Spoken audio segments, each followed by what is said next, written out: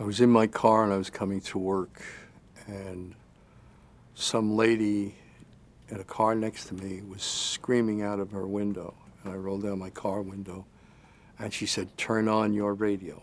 And I turned on the radio, and they were talking about the president was shot at that time. And I don't know if you know Washington, but I was at Friendship Circle, which is like 5 or 6 blocks away from NBC News Bureau here. And I rolled up the window and I drove into work real quick, and the newsroom was in total chaos. Everybody was running around like mad. And the bureau chief, who at the time I believe was Bill Monroe, said, "Pack a bag, you're going to Dallas." So I called my wife and I said, "Pack a bag for me and send it down by cab." And before the bag ever got here, they said, "Never mind, you're going out to Andrews Air Force Base. Air Force One is in the air. We don't know who's on it. We don't know whether..." It was announced, I beg your pardon, let me backtrack just a little. It was announced that Kennedy had died. And they said, "We don't know whether the president's body is on the plane, whether Lyndon Johnson is on the plane, or whether Jackie Kennedy is on the plane. We don't know, but Air Force One is in the air." I couldn't find a courier to take me out there, so I jumped in my car, and I wanted to go to Andrews. The roads that day, I don't know, people went crazy that day. People left their jobs, they were going home, they were going to church, everybody was upset by what had happened. So the roads between here and Andrews Air Force Base were clogged with traffic, and I was having a heck of a time getting through. A motorcycle cop came in through the rows of traffic, and I rolled down my window and I yelled at him, and I told him who I was, and I showed him identification, and I told him that I had to get to Andrews because Air Force One was in the air and we were going to cover it. And I've never seen anything like it. He said, "You follow me." And he turned on his light and his siren, and we went across the median strip. We went over the grassy areas in the median strip. We went in between cars, around cars, and everything else. He got me out to Andrews like in 10 or 15 minutes, which I couldn't believe in that traffic. It was bumper to bumper traffic. He got me out there. To this day, I regret that I didn't get the name on his nameplate. I wanted to thank him, but it was so chaotic. And I said, "Thank you," and he left. I didn't get his name, my fault. And when I got out there, I had a heck of a time trying to get in, even though I had a White House pass. The Secret Service was very, very touchy. And they weren't letting people in. They weren't letting me in. And I remember Nancy Dickerson saw me at the gate, and she said to one of the Secret Service agents that she knew, she says, "You've got to let him in." She says, "Or we're not going to get on the air." And then they checked my credentials again, and they let me in. All the networks were set up out there, NBC, CBS, and ABC.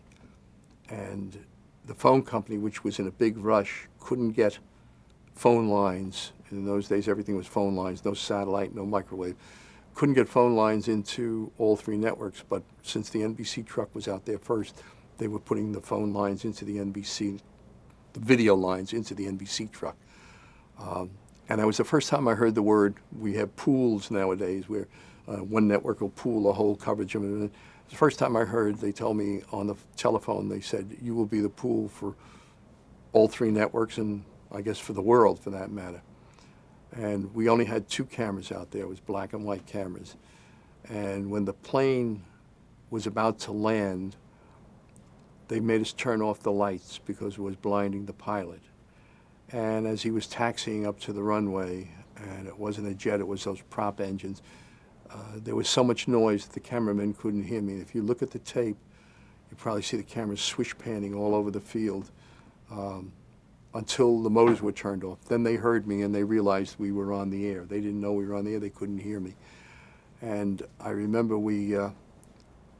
you'd heard President Kennedy was dead, and the back cargo door of Air Force One opened up, and they had one of those cargo lifts go up to it.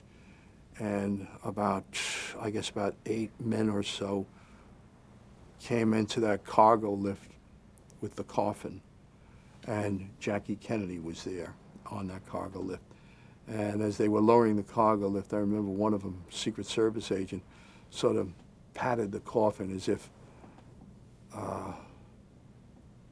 I'm sorry, my boss is dead. I mean, you could see the emotion just in the simple pat that he was doing.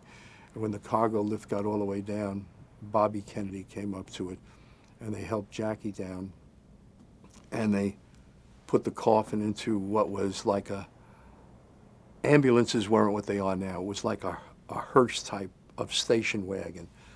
And I remember saying when they were taking the coffin off that lift and putting it in there, for the first time you saw concrete evidence that our president was dead.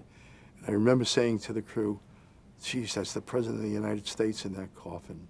I remember it hit us all at the same time when you saw the coffin. You heard he was dead, but you didn't see any concrete. Now you saw it. It was really a very trying time. Anyhow, Jackie got into the ambulance, and Bobby got in, and they drove away, and they went out into the distance, and I had the camera follow it as far as he could, watching the taillights disappear. Now, we didn't have helicopters in those days for coverage. And when he got really into the distance, I said to the cameraman, I said, slowly pan back to Air Force One, which he did. And he wasn't back on Air Force One more than 10 seconds when Lyndon Johnson came out. Now, we didn't know Lyndon was on the plane, and I didn't know Jackie was on the plane. I didn't know the coffin was on the plane. And Lyndon Johnson came out, and he went to the microphone, and he gave his first words as President of the United States about how sorry he was. One of the magazines, I can't remember, it was Time, or one of them said in the weeks that followed, television graphically portrayed the passing of the old to the new when they panned from the distant taillights back to the plane. And I said, more or less, that's crazy. I just didn't know what else to do with the camera, so I had him pan slowly back to the plane. I had no idea Lyndon Johnson was on the plane. And I guess about 6 months later, I did a conversation for all three networks with Lyndon Johnson was being questioned by Dan Rather, Ray Shearer, and Frank Reynolds. And when we had a lull in the setting up and everything, and the president was there, I described to him this whole sequence of events. And I said, Mr. President, I know you are an avid TV watcher. You have monitors in your office and you watch TV all the time. I said, were you sitting in the plane watching me pan back to the plane? He says, yes, and I figured that was my cue to come out.